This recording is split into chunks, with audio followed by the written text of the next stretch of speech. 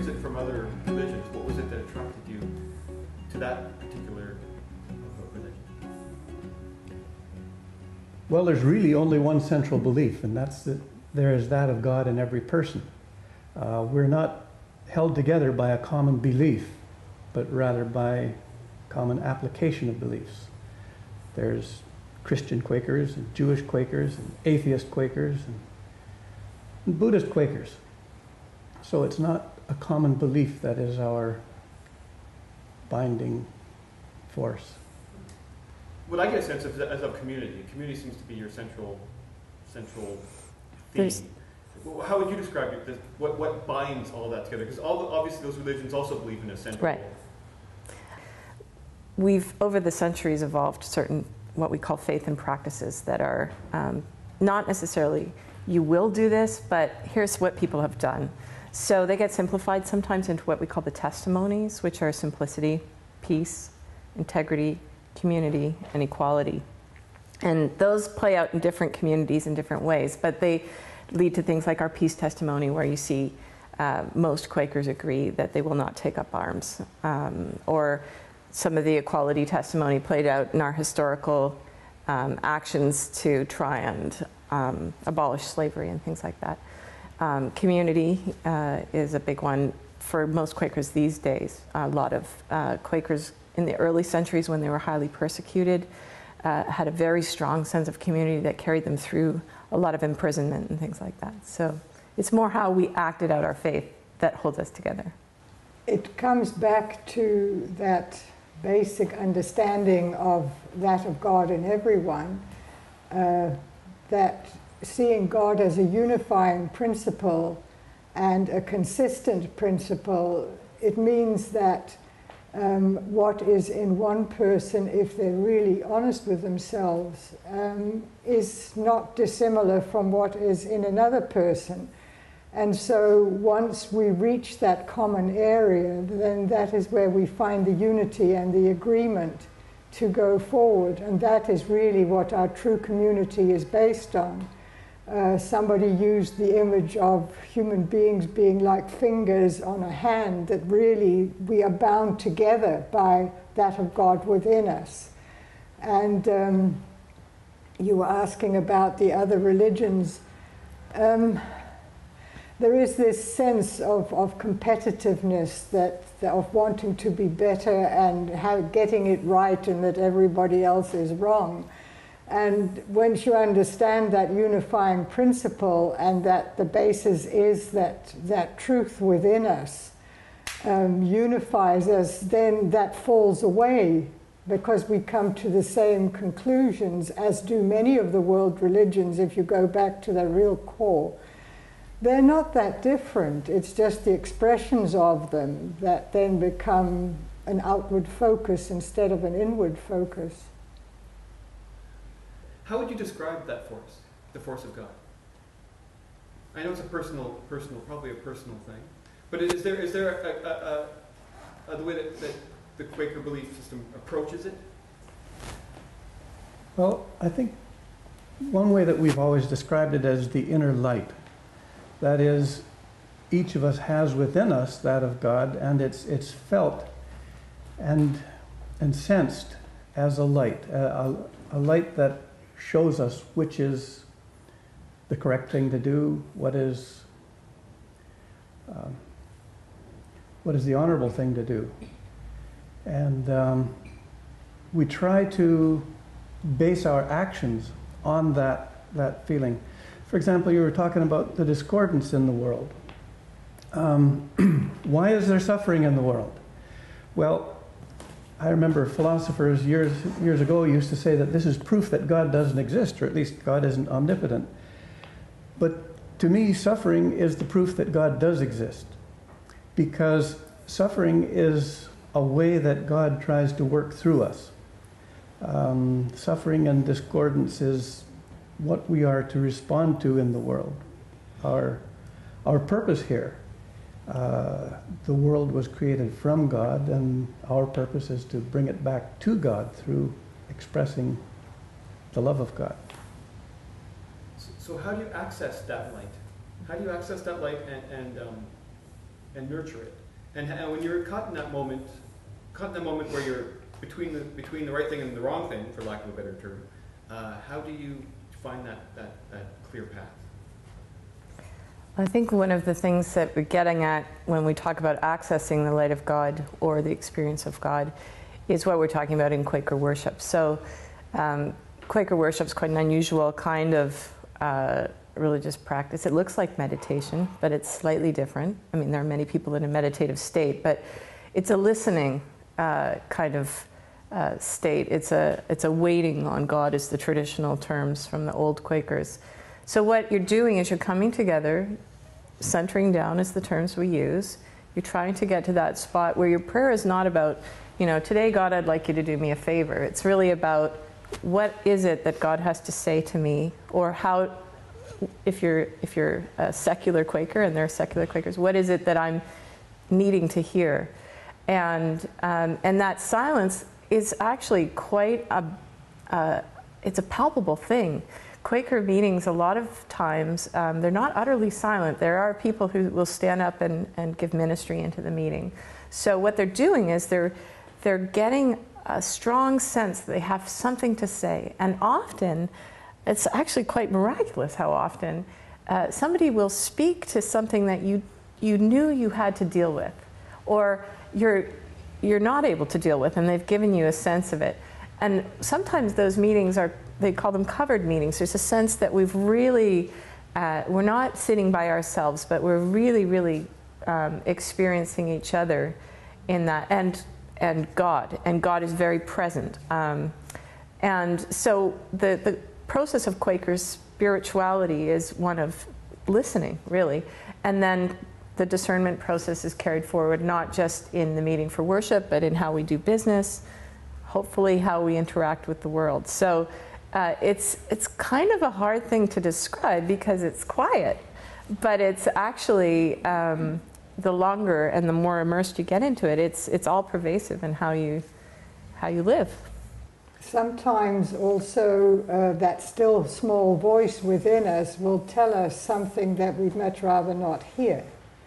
And that is when it gets difficult, and that is when you know that it is not from yourself, but that it's from that light that shows us where we've failed, usually in retrospect.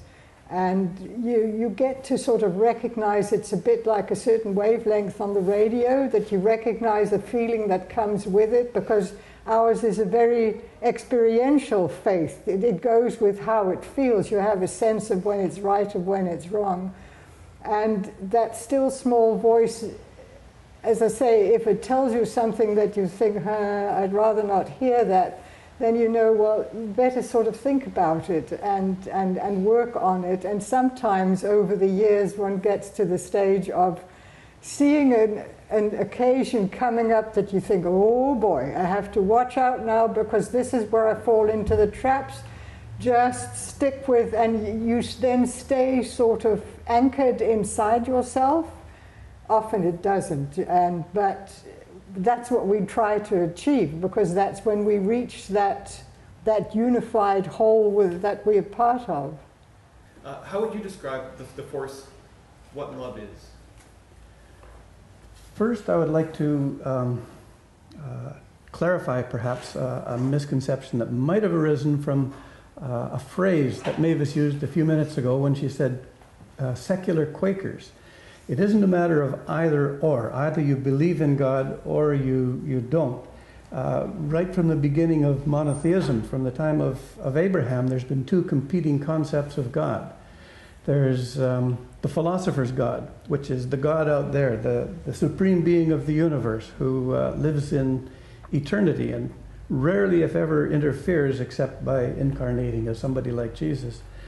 And the other concept of God that has existed since the beginning is the mystic's God, the God within. And I think that's probably the key differentiating thing between Quakers and other denominations, is that the Quakers tend towards this concept of the mystic's God, the God within. That is, you begin the inward search trying to find meaning, trying to find your own identity, and you ultimately come to the place where you discover yourself, and in so doing discover God, and in so doing discover that you are one with all of life, including the people that you're with. And once you've discovered that, then God is not somewhere out there, but everywhere out there. And so there's the non-theistic concept of God, in which we are facets of God. Our job is to just simply be open to that love that can flow through us, and not try to be the doer. Just try to be open and let it happen. I'd like to go back to your question about how does love shape the Quaker faith, because I think that's a really important question. And love is something that I think everybody has their own personal understanding of it. But I love what George Fox said. George Fox is one of the early, some people call him the founder of Quakerism. I think that's appropriate. But he had this phrase that I think just captures perfectly how you live love, and that is to walk cheerfully on the earth, answering that of God in everyone. And it's such great advice, and it's simple, but it gets at the root of the matter, which is it's not just a matter of loving everybody if you're going around creating discord. You actually have to bring that force into action. And I think one of the things that Quaker practices really refine is the sense of, let's not focus on past hurts, not the eye for eye, let's move forward. How do we help resolve things, working towards a positive experience of each other? Quakers were very early on in the world, very active in the justice world and in international conflict, saying, you know, you're still functioning sort of on an eye for the eye level. Let's actually bring this spiritual perspective that you say you believe in into action. So you see Quakerism and the use of love in areas that most people prefer not to. It gets complicated if you bring love into it, you know. But if you're actually having a dialogue about resolving, you know, hatreds, genocides, things like that, there's only one way out, and that is through reconciliation and peace. It's a very, you know, we're comfortable with that now, but this was what Quakers were talking about, you know, 300 years ago. So it's a profound part of the Quaker practice, is how you live love. And I would assume that's what Jesus was actually speaking about before people got a hold of it and did whatever they did with it. And I think it's also the same thing what you were mentioning, is when you that part that feels like you're doing the right thing, or what you're mentioning as well. I think that's love too, right? If even just feeling good about when you feel right about anything. I think it's almost like it's when you've connected. I think you mentioned this tug between the mystic side of life and the active life. I think if mysticism is understood that you sort of leave this world and then sort of out of the world experience, I think William Penn said it, the whole purpose of experiencing this sense of oneness with each other and with God is not to live better without the world, but to live better in it. And to then if you have that sense of oneness with others, that everyone and everything belongs and has its place, then it's only natural that when you see that things are happening that do not exactly express that you go and do something about it, especially the consequences of it, but also pointing out this is not how things are meant to be, and this is not how human beings are meant to live together. So that is then becomes the prophetic side, as well as trying to remedy, like, you know, in wars, earlier wars, when the Quakers were always the ones who the only place they would serve was in the ambulance services. Those who were not such complete conscientious objectors that they were happy to go to prison rather than to take part in any war. So often we say it's either or, mysticism or activism, and I'd say yes, it's to both, and the same between the God within and the God out there. It's yes to both. It's all part. I always have the sense that we just need to be aware of the fact that really, it sounds strange, but we are sort of pickled in God. It's really the fish in the sea that it's not that the water is outside the fish. I mean, it goes right through and in. And so this is with all of life, that there's that totality that we are a part of, both inside and out. One second. Do we close that split? Oh, good. We're getting close. Cool. There is a concrete example of this putting love into action that we often use to illustrate. There was an American Quaker by the name of Rufus Jones back in the mid-30s who said, if I can't love Hitler, I can't love at all. And he went to his meeting and he said, I need you to send me to Germany to talk to Hitler. And the meeting met with him and verified, yes, this was a leading from God and we should send him. And they sent him, and he got as far as speaking to some of the top aides, but he never did get to speak to Hitler at all. But what he was getting at was that if I love you, and if I have a responsibility to you as a brother, a fellow child of God, my biggest responsibility is to be a mirror to you. Is not just a mirror in the sense of saying, hey, what you're doing is kind of nasty, isn't it? You should stop doing that. But more in the sense of, you've forgotten who you are, haven't you? You've forgotten that you're a child of God and that your job here on earth is to love. And as we go through life, our job is constantly to remind each other of that very thing. And that was what Rufus was talking about when he said he had to love Hitler. Well, it's the perfect segue to my next sort of part, which is purpose, or intention. I guess it seems that there's a dichotomy between do we have free will or are we just acting on the will of God, right? I mean, it's kind of, it's dimensional, I think. It's not maybe just flat an answer. Maybe there's both. I'm going to ask you, how would you describe our personal responsibility for being a human and our responsibility as a species? Well, I think the Quaker view of our responsibility to ourselves and the world is to, first of all, listen to that still small voice, as Ellen has called it, or to go through the proper process of discernment. So if you're feeling, Quakers use the term leadings, you're sort of getting a sense that something's not aligned properly. And there's some very famous cases of Quaker leadings that have been truly revolutionary in the world. But they started with an individual person having a prayerful experience of, I have a responsibility. I'm the person. I'm the one. It's not going to be us. I'm the person that has to react to this feeling, this voice. I have a clarity about this. They take that sense, they're leading, and they clarify it in their community. So you might have a meeting for care, is something that you could approach your meeting for.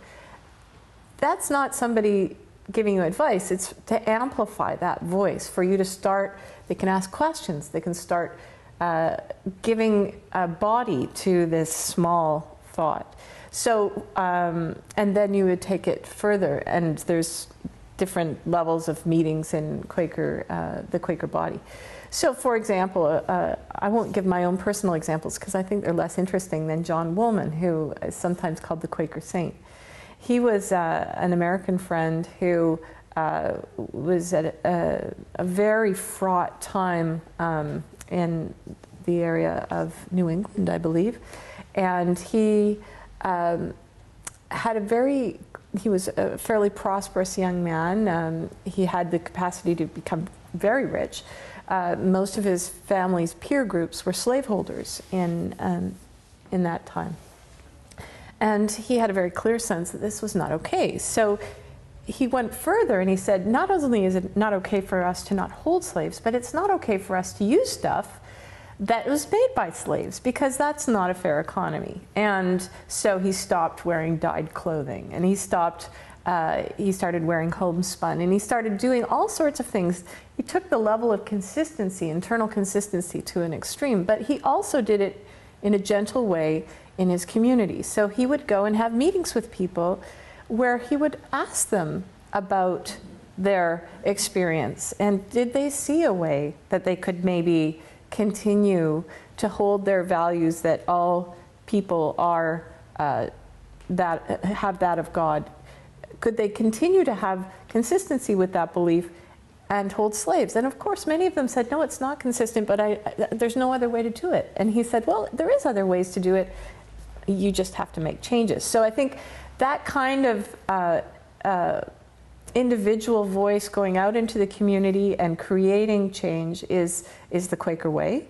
Generally speaking, most contemporary Quakers, that's the way they work. They don't say, okay, everybody, are we all on board? This is what we're going to do this month, and we're going to make change. Sometimes people voluntarily come into that that action, and it grows and grows and grows, and that's a beautiful thing. And so sometimes great things happen. Like Greenpeace was very closely affiliated with the Vancouver Meeting House. The early friends had these strong leadings, and it turned into something that has very little connection to this meeting now, but is an international phenomenon. So, but it's the Margaret Mead thing, you know, it's the few individuals who then change the world. And it doesn't have to be Quakers who do that, but Quakers have made a point of paying attention to those leadings and evolving the ways to take those leadings out into the world and make them happen.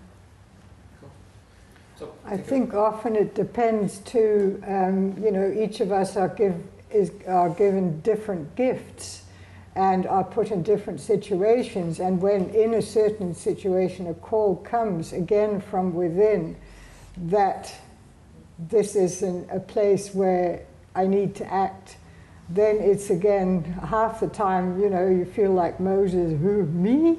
I can't do that. And then you think, well, I better go in there, and that's the responsibility when that call comes, and to go and do that, and but not necessarily on your own. If it's a strong call, it also involves the meeting community, who will then often support and guide and work with to make it happen. And so it's again an individual and a corporate responsibility, and I think basically our responsibility is to be honest with ourselves, which is very difficult. We're very good at bamboozling ourselves, but to be honest with ourselves and also be honest with each other. I mean, I've had occasions when a capital F friend has spoken to me about something that was obviously not the way it should be, in a loving way, and which wasn't very pleasant to receive, but nevertheless, in thinking about it, I learned a lot from, and also realized, you know, things that I had been unaware of. And so this spreads widely. There are so many different ways that one can carry out that responsibility, in small ways, in big ways, as one is led and as one has the gifts to do it. So ultimately, what does all this work accomplish in a larger sense? Some beliefs that I've spoken to believe that as we are pieces of God, that as we evolve our personal awareness, we evolve the awareness of God. And a lot of people poo-poo that idea, but some people, that's what they believe, that we are actually God. And our journey, our journey through personal awareness is actually enhancing the whole. Do you have any kind of a sense of your part, even though as humble as it is, in the bigger picture?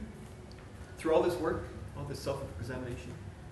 I think this takes us back to that question of free will and determinism. Our relationship to God is very much tied in with that. And I always like to use the example of a dog.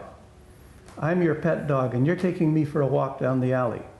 And I'm going every which way. My nose is pulling me toward that garbage can and toward this dead mouse and everywhere. And you're getting kind of frustrated with me running every which way. You're thinking of pulling the leash out of your back pocket and sort of restraining me. Determinism.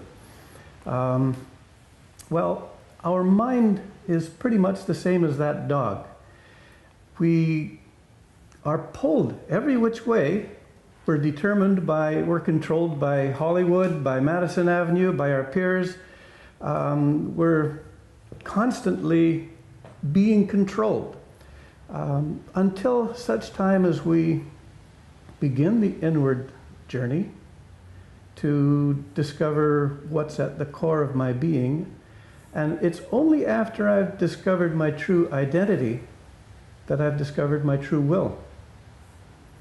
I'm not being willful when I'm being torn in every direction. Those are all just petty distractions.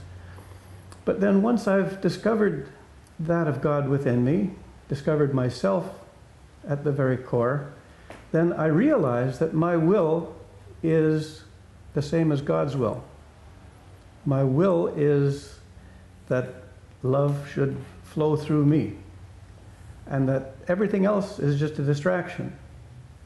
And that's the way that you can apply mysticism to your everyday life, is you get that strong certainty that this is a distraction and this is what I need to do because the God within me tells me to do it.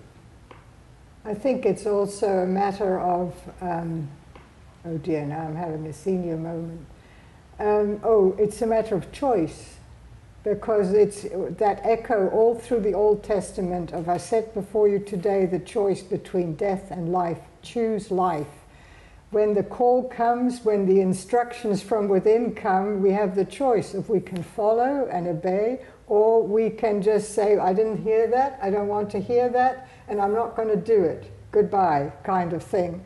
And again, there's that feeling when I have rejected or ignored, there is that sense of being ill at ease with myself, of being at war with myself, rather than then experiencing peace within.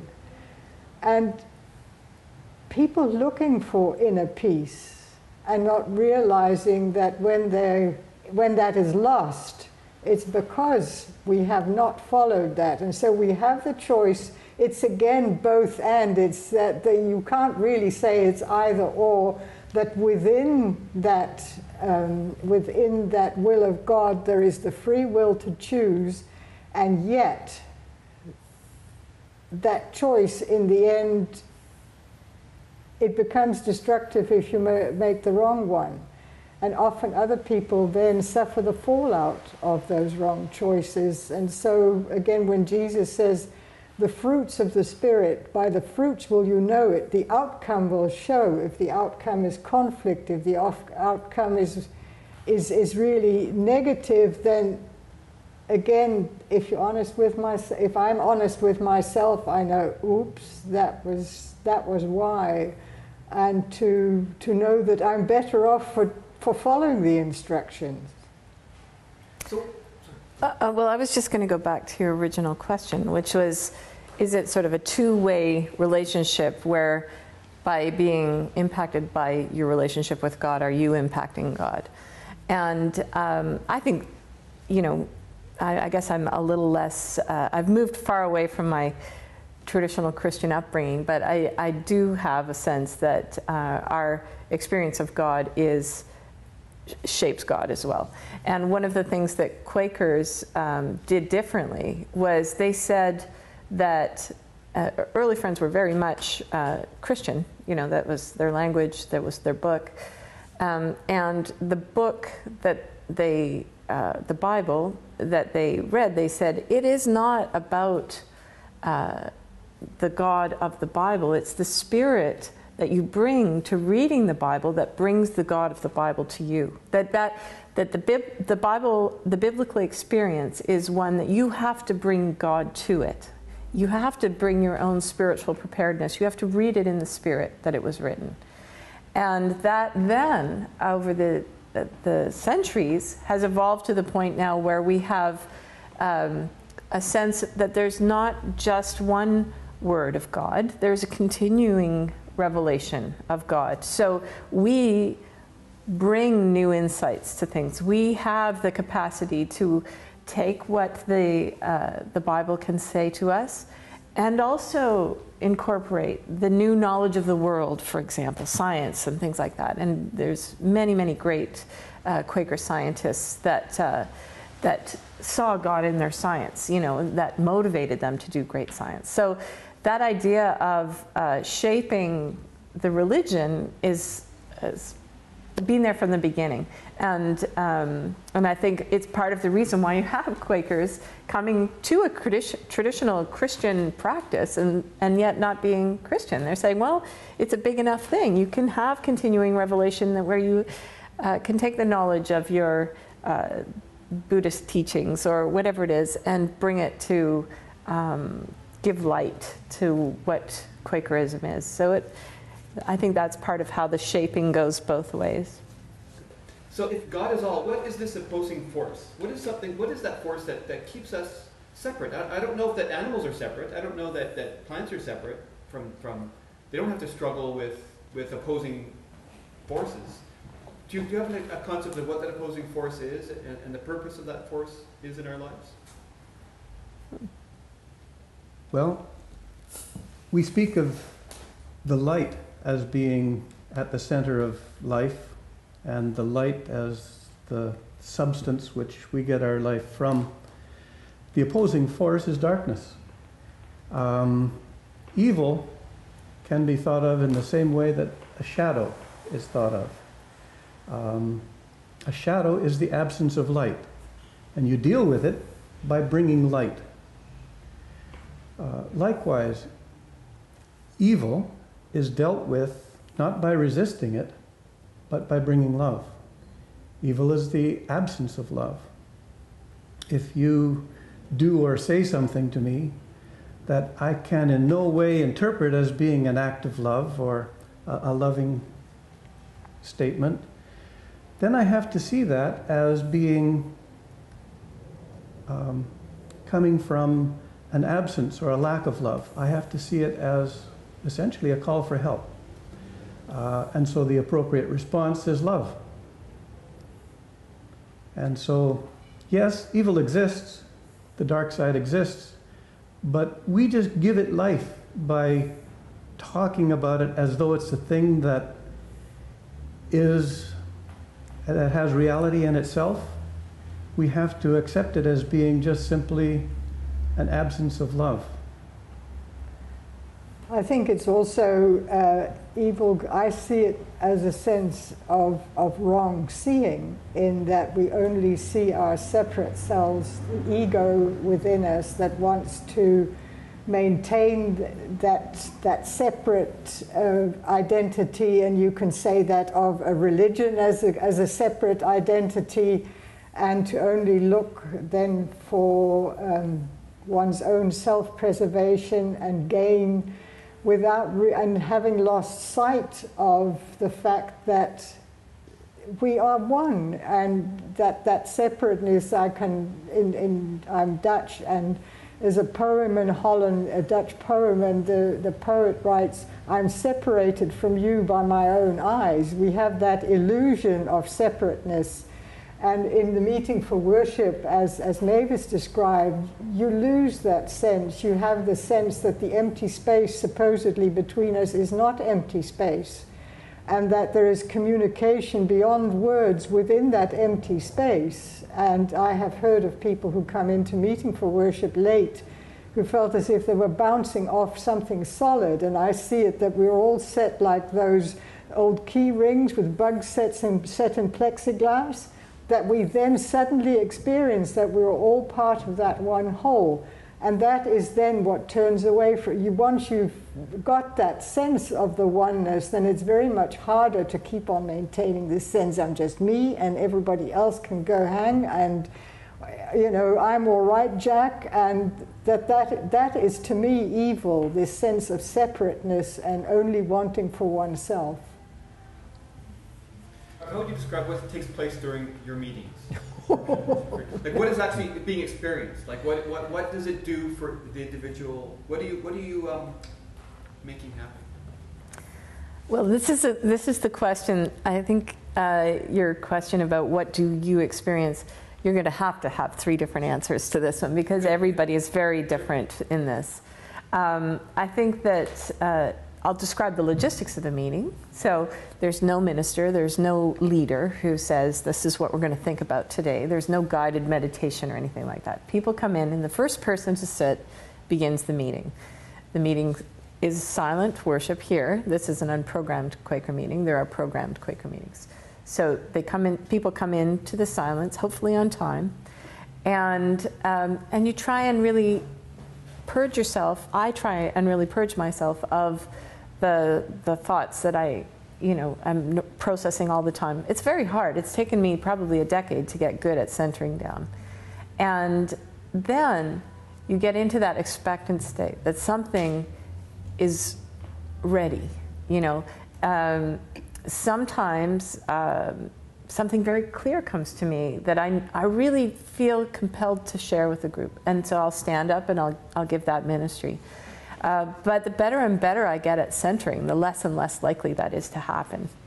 And I would say that that's why that answer is going to be different from everybody, because the evolution of your experience of meeting for worship changes. My answer would have been different a few years ago.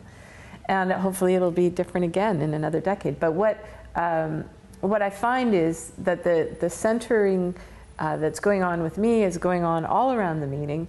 There may be a few holdouts who are reading or doing something that kind of draws them out of that gathering, but they're you can bring them into your own centeredness, and you have these very rich communal spiritual experiences. Then at the end, we close by holding hands, and there will be some what we call worship sharing, where people may have thoughts that came to them that they didn't feel they should share to break the silence, but that they feel that people should know. So it might be, a personal crisis in your life or something great or whatever.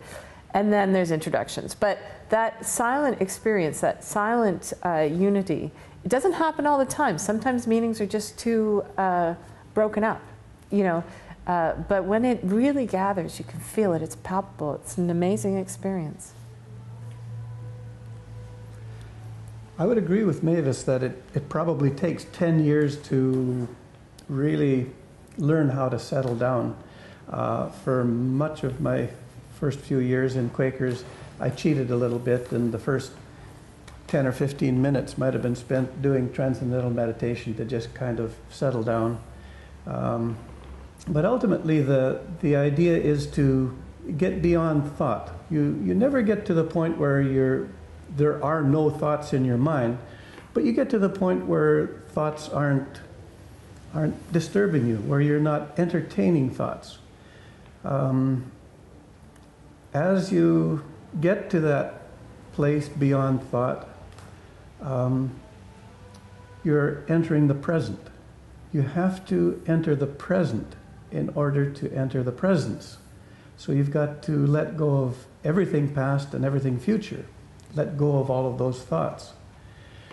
And once that happens, a really good meeting for me is when I lose a sense of the individuals around me. I don't think, oh, well, there's Mavis, and there's Ellen, and there's John, and there's so-and-so and so-and-so, but rather get a sense of, I'm surrounded by love. I'm surrounded by the worshiping community.